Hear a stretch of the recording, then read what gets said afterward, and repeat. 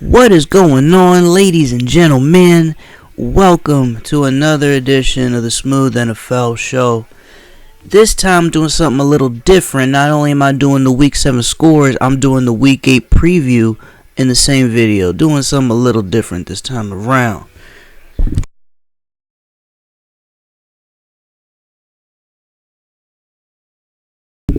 Thank you all for being here. I appreciate it. Let's go ahead and get started. First games first. Fuck. Patriots, Jets, everything you expected. 33-0, a complete beating, a complete beatdown, curb stomping, skull dragging, embarrassment of a game for the Jets. And it's embarrassing considering the fact that Sam Darnold admitted he couldn't see anything out there. He was seeing ghosts. He was throwing picks left and right. 4 interceptions, only 86 passing yards. That is abysmal. And trust me, if that's all you're getting against Tom Brady, you have no shot of winning no matter what you do. You can't keep up. You definitely cannot keep up. But, as I move on, that's pretty much all you can really say about that game. Just a straight up beatdown. Nothing out of the ordinary there. The Jets only have won one game all year. Patriots still undefeated for now. Let's move on, shall we? Out and down south in the Georgia area in Atlanta, the wonderful city of Atlanta, the team is not so wonderful. They got their ass kicked 37-10 by the now 4-3 Rams, who have been hot and cold all year long. They look good and they've looked bad. I've seen the good, I've seen the ugly. And quite frankly, through the first 7 games of the season, it's really hard to tell what this team's going to be. Some people say playoff team. I don't know if that's necessarily true, but when you're playing a team 1-6, like the Falcons that are 1-6, and rumor is they may not even have a head coach after week number 8. Dan Quinn might get his ass fired if they lose the Seahawks, which I'll get to later. And if that happens, you can pretty much consider Atlanta out of it, and if anything, that's just a rollover game for the Rams. But we're going to see what the rest of their season's like. They're sitting at 4-3, so maybe they can improve. Maybe they can get a winning streak going from this, but that is yet to be seen. And from there, we go to New Jersey, where the New York Giants take an L to the Cardinals. Honestly, I'm kind of surprised by that. I know with a 2-5 record versus a 3-1 record, not too much of an upset, but look at Daniel Jones' numbers. He threw for more yards than Kyler Murray did. He threw a touchdown, and yeah, he threw a pick, but Kyler Murray didn't even hit the end zone, at least not passing. And then look at the rushing yards. Barkley was outran, unfortunately, and the leading receiver for the Giants, Golden Tate, had 80 yards, while the leading receiver for the Cardinals only had 29. So this should have been a win for the Eagles. Not the Eagles, the Giants, but unfortunately, it ended up being an L, all because the Giants decided to be the Giants. Just look at the score. Down 14 in the first quarter, then they put up essentially 14 just to make it a 3-point game at half, but then second half fell flat, only scored 1 touchdown in the fourth, where all Arizona needed was just a touchdown and field goal just to take the Giants out of it. Giants are 2-5. I hate to say that teams are finished unless you're like the 1-5 Jets or 1-6 Falcons, but the Giants, if you take another L, if you're taking maybe 1 or 2 more bad L's, yeah, you're probably going to be out of it. You can pretty much call your season done. And let's move on to the ugliest game of the week, literally and figuratively, where the 49ers won in ugly fashion 9-0, kicking 3 field goals in a very rainy, disgusting game that looked like it was a monsoon the whole time in D.C. The Redskins falling to 1-6. And by the way, I'm going to get to the Redskins in a second in my preview for this coming weekend. But the 49ers somehow able to stay undefeated, despite the fact that Garoppolo threw a pick, and despite the fact that Coleman was outran by Peterson, and that even though Bourne had some nice catches for the 49ers do not have any good receivers. Until they traded with the Denver Broncos to acquire Emmanuel Sanders. Emmanuel Sanders is a washed-up wide receiver, but he brings a veteran presence the 49ers need, especially since Pettis, the first-round draft pick from Washington, I believe, for the 49ers, is not panning out quite yet. He's okay, but he's not good enough to be a lead number one receiver. So the 49ers clearly addressed their problem after the game in swift fashion like they should have. But yeah, this is as ugly as a victory as it's going to get for them. They're not going to stay undefeated for very long, but they will be in the playoffs, the 49ers. As for the Redskins, as long as Bruce Allen is making personnel decisions and Daniel Snyder runs that team, they aren't going to win anything. At least nothing significant.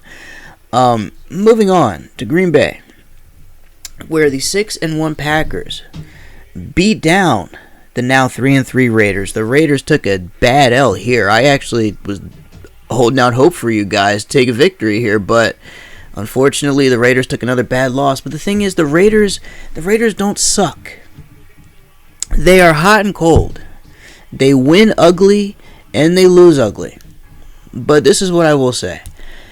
They have enough pieces on that team on offense and defense to where they can be successful. Losing Vontaze Burfict sucked, though. Like, not having him on defense, it was noticeable he wasn't there. Mainly because people weren't getting knocked the fuck out illegally by him. But mainly you can tell he wasn't there because a lot of missed tackles, a lot of blown coverage. Guys in the secondary and in the linebacking core for the Raiders look all sorts of confused, as Rodgers was just lighting them up for 4 quarters. The Packers took the lead going into halftime. They were up 21-10 at the half and never looked back. Piled on the points in the third quarter, and then the fourth quarter scored a touchdown just to seal it. And just look at the numbers, though. Aaron Rodgers had 429 passing yards and 5 touchdowns. 5 touchdowns. It doesn't matter who you are. It is difficult to stop Aaron Rodgers when Aaron Rodgers is at his best. And unfortunately, the Raiders met Aaron Rodgers when he was at his best. At home, in his conditions, on his terms, and really in a game that was in his favor, he's going to put up numbers like that. Carr did good, though. 293 for 2 touchdowns, and he threw a pick, of course. But look at the rushing, though. Jacobs for the Raiders is an amazing running back. He put up 124. He had one of the better rushing performances out of all running backs for the week, actually. And if anything, it shows that the Raiders, at least on the ground, they have a whole lot of hope. If Carr were to ever have a bad game, you have a running attack that can keep you in a game. You just got to put it all together. And, of course, Darren Waller catching 2 touchdowns. It's good to see Darren Waller actually doing well. I remember when he was on Baltimore and he didn't pan out here. So it's good to see he's panning out in Oakland. But nonetheless, moving on. We go to Indy, where the Colts have forgotten that they are supposed to be a team that gets their ass kicked every year. They're supposed to get kicked in the teeth. They're supposed to lose games that are winnable for them. And now that they've lost Andrew Luck, since they lost Andrew Luck, they were supposed to be that team that essentially was going to start tanking for maybe a quarterback. But instead of tanking, they said, fuck it.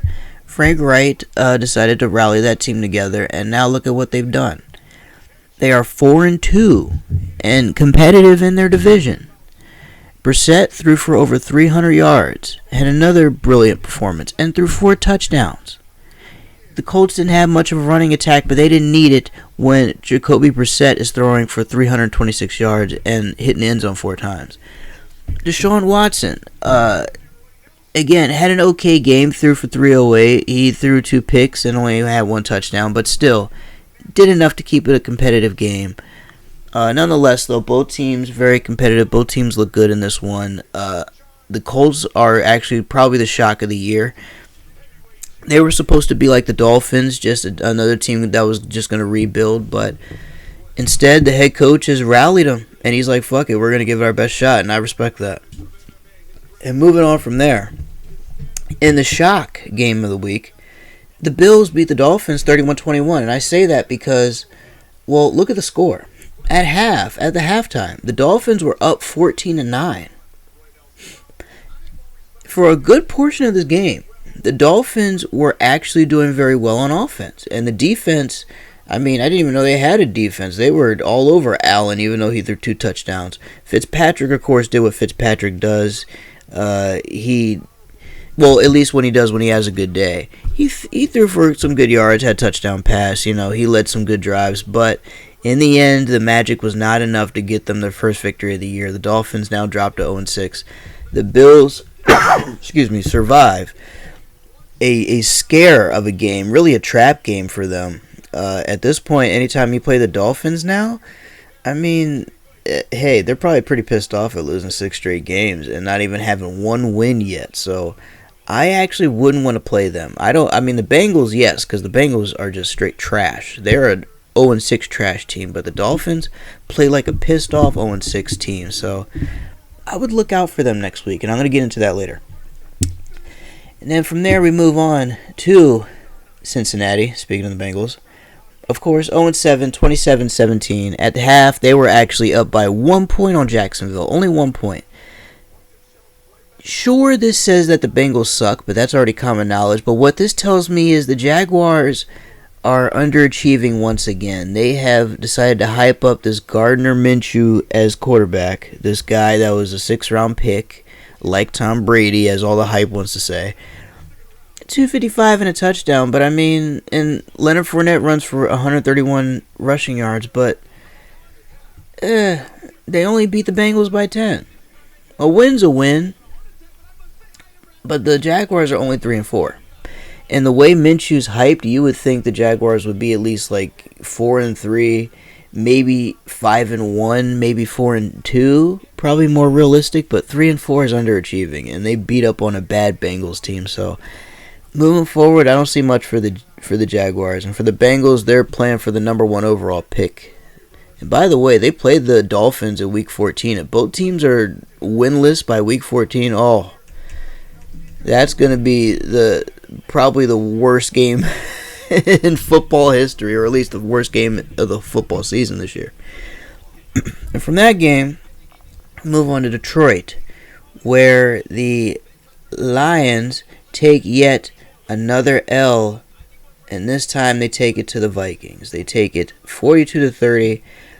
The Vikings were pretty much in control throughout the entire game.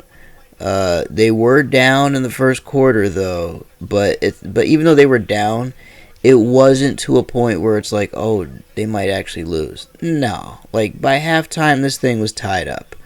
And from there, all the Vikings just slowly took the game over. By the fourth quarter, they sealed it. Kirk Cousins threw 4 touchdowns, even though I still think he's not the answer for them. I don't believe they're going to win a Super Bowl with this guy, but we'll see. As long as they give it to Dalvin Cook, they have a good shot at winning one, though. He's certainly putting on an MVP-type season. Stephon Diggs also had a good day catching. And, of course, look at Stafford. Throws for 364, 4 touchdowns, and a pick, and once again comes up short. That is the story of his career. And from there, we move on to Tennessee, where the Titans end up taking a big win from the Chargers. The Chargers dropped to 2-5. They are complete garbage right now. I don't know what happened to them. They were actually supposed to be better than they were last season, but it just hasn't come to fruition for them. And at this stage, I don't know if it will. We will see, though. We will see. From there, we move on to Chicago, where the Saints ended up beating the Bears 36-25. I would say the story here is Mitchell Trubisky is trash. That is just all you need to know there. Saints once again rolling without Breeze. And then right here, folks, Ravens beating up the Seahawks on the road 30-16. Lamar Jackson passing for 143, rushing for 118 and a touchdown. I mean, the guy's phenomenal. Russell Wilson throws his first pick of the year to Marcus Peters, and it ends up being a pick fucking 6 to the house. And plus, that defense was just all over Russell Wilson. And now the Ravens have a good command of their division. We're going to see where it goes from there when they have this bye week coming up. And then, of course, the Patriots Sunday night after the bye week. That's going to be a real good game. But nonetheless, we're going to see where it goes. Cowboys beat up on the Eagles. The Eagles are garbage. You don't really have to waste time on them. Unfortunately, Carson Wentz is not what he was supposed to be. He's actually worse, if I could be honest. And if anything, I don't have confidence in that Eagles team moving forward. Now, with the Cowboys, they're starting to look sharp. They're going to take control of that division. They're likely going to win because the Eagles are trending down. Giants are trending down, and of course the Redskins have never been trending up. So I think the Cowboys are in firm control to take it. And then of course Monday night, Chiefs take out the Broncos 30-6. People are understanding why the Ravens got rid of Joe Flacco. He's complete trash. The news of the game here, though, Matt Moore had to come in for Pat Mahomes because during a quarterback sneak, Pat Mahomes dislocated his kneecap, and it took him out of the game. Unfortunately, it took him out of the game. So, because of that, Matt Moore had to come in and save the day. But yeah, Broncos are just completely terrible, so I would not worry about that at all. I would not worry about the Broncos as a threat. Now, that is Week 7. Week 8, folks, we got some good ones. Seahawks are probably going to steamroll the Falcons, 5-2, 1-6. Buccaneers coming off a bye, 2-4 against 3-4 Titans. That's gonna be interesting, even though both teams are kind of trash. The Colts are probably going to beat the Broncos, as you can see right there. That's going to be a good one. Colts are going to get yet another good victory right there. At least I think they will. Saints Cardinals. Saints are going to keep rolling. They might lose one with Bridgewater, but from what I understand, Drew Brees is he's feeling a whole lot better. So he might be coming back soon. Bengals Rams. Oh, that's going to be ugly as hell. Rams are probably going to steamroll the shit out of them. Like the Bengals have no hope in a prayer. Jaguars and Jets 3-4, 1-5. Counting the Jaguars take this. The Jets are defeated.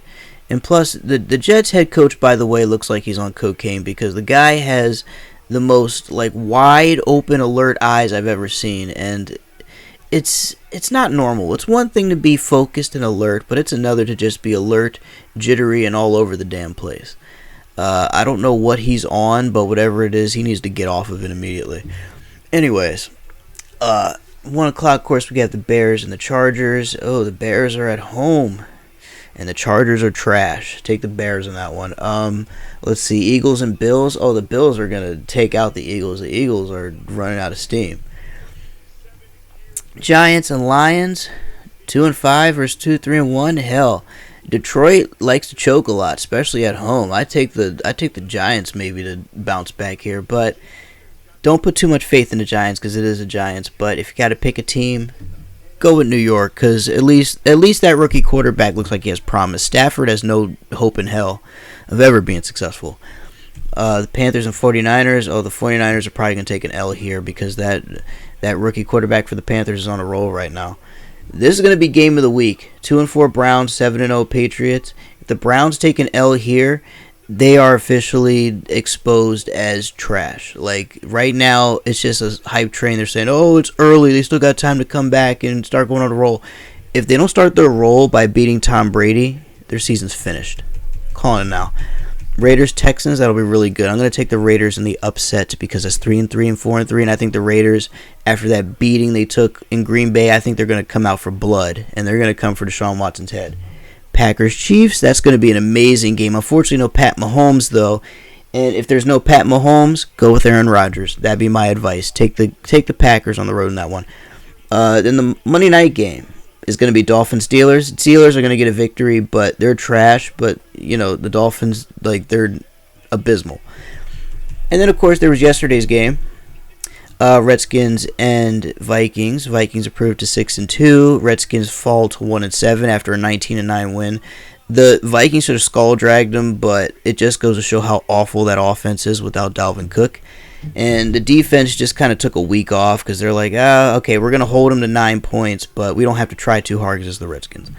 Anyways, folks, I hope you enjoyed the action from Week 7. I hope you enjoyed everything from Week 8 this weekend. I hope your team wins, whoever you are, and if your team loses, I'm sorry. But hopefully you all enjoy the games this weekend, and tune in next time. I will be back to wrap up the games and then preview everything for week number 9. Enjoy your weekend, enjoy the games, and I will see you all soon.